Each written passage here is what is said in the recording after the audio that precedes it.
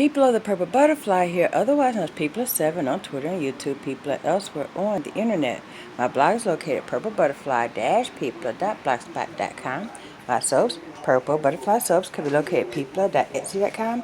And my t-shirt designs, purplebutterfly-people.tmail.com.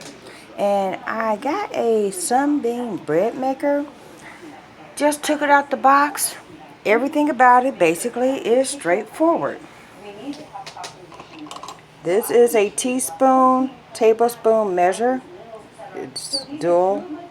So you get 1 teaspoon here, 1 tablespoon there. This is freaking brilliant. And then this is a 1 cup measure. So that way you can measure your bread if you didn't already have your own measuring cup. This is the kneading blade that goes in the bread pan. And of course, this is the bread pan. And that's the inside of the unit where you have the baking module and so forth, so on. So everything about that is pretty straightforward, right? Except for this. This, I had no clue what it was.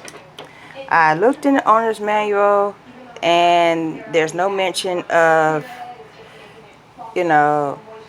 it tells you, let's start by making your own bread to start. So it tells you wash the pan, do this, do that, let's get started. And the first thing you do to get started and figure out what you're doing is you start by making bread. And it tells you this is your measuring cup. This is your measuring spoon. This was attached to the cord in a little separate plastic bag. Doesn't mention this at all.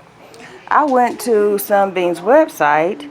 I've read this entire manual, including the recipes, the troubleshooting guide, all of that, start to finish. Doesn't mention this hook thing at all. So I'm going, what on earth is this thing? I went to Sunbeam's site. I was going to, ask them what it was, maybe take a picture and show them the picture. And somebody else's question mentioned the hook that was attached. That's to extract, say for instance, the bread baked into the loaf or whatever, and you couldn't get it out of there. That's what this is for. It is to go in here. It's hard to do this one-handed, but it goes in here and pulls out the bread, the hook, well, the kneading blade rather. That's what that's for. That extracts the kneading blade if it bakes into your bread. Which is logical, but they need to do better, like have a parts list, like your bread maker includes blah blah blah blah blah blah blah blah blah. So I just made a notation in my right next to the warranty page. It says more recipes. I just made a notation in my user manual. That way, there's no confusion about that.